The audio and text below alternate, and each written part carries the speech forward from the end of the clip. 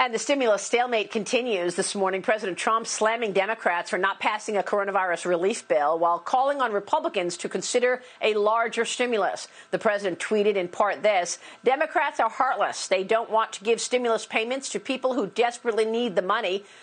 Go for much higher numbers, Republicans. It all comes back to the USA anyway, one way or another. Joining me right now is Kentucky Senator, member of the Senate Foreign Relations and Senate Homeland and Governmental Affairs Committees, Rand Paul.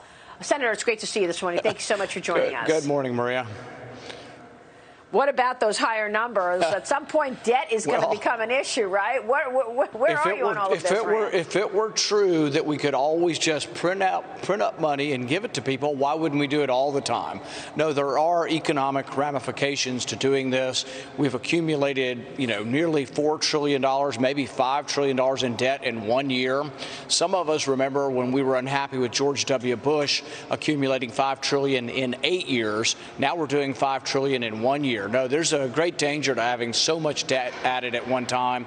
It makes no economic sense. The other thing is what's killing the economy, and what killed the economy was government shutting it down, largely Democratic governors. If you give them money, they will keep it closed. So you can't, if you want an incentive to open, you have to tell the Democratic governors, guess what, no free money, and then they'll have to open the economy, and that's what has to happen. Well, that's what Joe Biden said the other day when asked. He said, look, I'm going to look at the science. I would shut it all down. I mean, there are people and businesses that have lost their livelihoods. Are they going to get it back? There are many industries, in fact, Senator, that won't make it out of this. I think that's true, but blame that on the people who shut your government down, not on those of us who said we shouldn't have done it. Here's the interesting thing when you look at the science. The left says, look at the science. Well, here's the science on the mortality of this virus. In the United States, we now have a per capita mortality that exceeds Sweden. Sweden did very little of anything, and they wound up with about the same mortality as us. So it could be that all of the government shutdown did nothing to stop the virus. We got the virus anyway. Look at New York. New York has had incredible government intervention in their economy. They're still closed in many ways. And New York had 3 times higher death rate than any place in the world. So maybe government did the wrong thing by shutting the economy down. And maybe we should have protected our elderly, something that Governor Cuomo seems to have forgotten in all his edicts. Well, you're right. And many of the critics of the president and yours on the left continue to fail to disavow the unrest in our cities. You dealt with this firsthand. I'm talking about the damage from riots and looting across America following the death of George Floyd, reportedly estimated to be the costliest in insurance history, between $1 billion and $2 billion. Senator, when you were there at the White House and you were with your wife and these rioters and anarchists coming right in your face, can you tell us about what was going through your mind and what happened that day?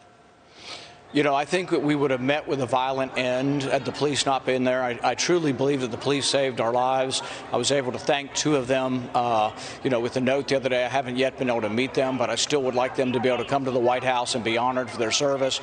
They would have killed us had the police not stopped them. One of the policemen was attacked shortly after we got into the hotel, received stitches in his face, and the D.C. judicial system let him go. I mean, they arrested him, but he's released on his own recognizance. We cannot let people who assault policemen go.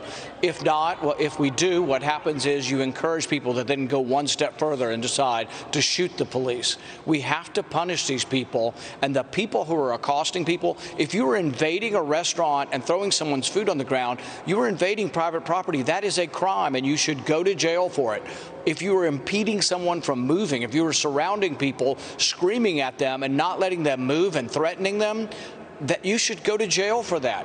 But if you put no one in jail, like in Portland, you get more of it. They've had 3 months of it now.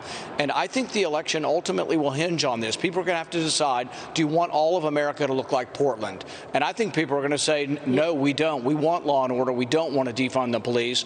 And absolutely, Joe Biden has not disavowed that. He says, oh, I'm not for defunding the police, but he's for reallocating the money away from the police. That's the same thing. So, yes, they're going to have to disavow this movement on their left, but I think the election could hinge on it.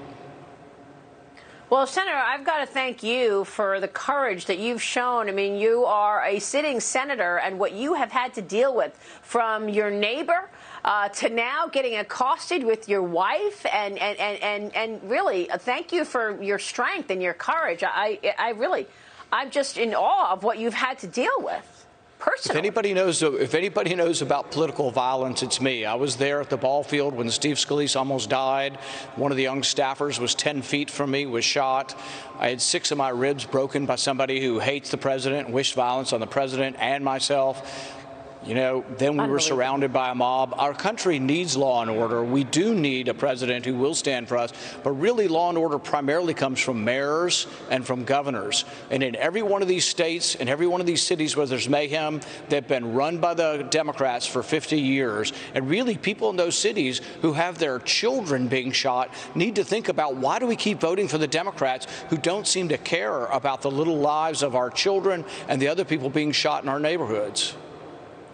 What's your take on AG Barr telling the nation's federal prosecutors to be aggressive when charging violent demonstrators with crimes, including potentially prosecuting them for plotting to overthrow the U.S. government? This is from the Wall Street Journal. Sedition. What's your take on what Barr apparently is telling prosecutors?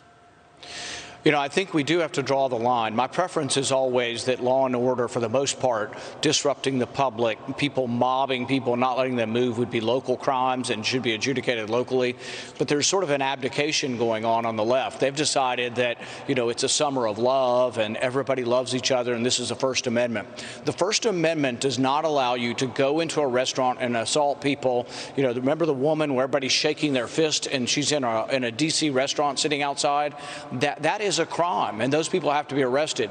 They're not being arrested, so we're getting more of this. And restaurants going to discover this also. Who's going to want to eat at a restaurant outside in D.C.? We can't eat inside because of the virus precautions, and we can't eat outside because of the mob. That's not a good thing for restaurants.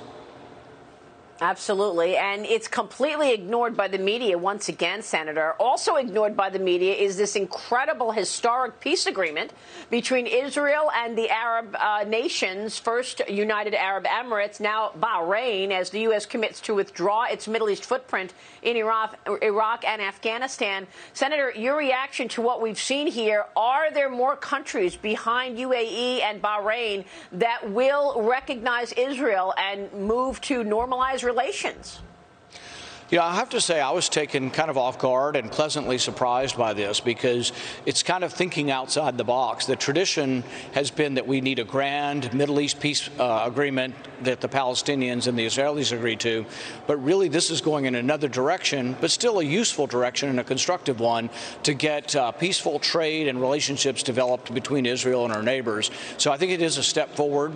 On reducing troops in Afghanistan, I encourage the president, every time I see him, let's end the war. The American people are tired of the war. It's incredibly expensive, $50 billion a year, not spent on our soldiers, spent on building roads and gas stations and hotels over there. We don't have enough money. We need to spend that money here at home, but we also need to end the war. The mission is over. The military mission in Afghanistan is long since over. All right, Senator, it's great to get your insights on all of this. Thanks so much for joining me this morning, Senator. We'll see you soon. Thank you.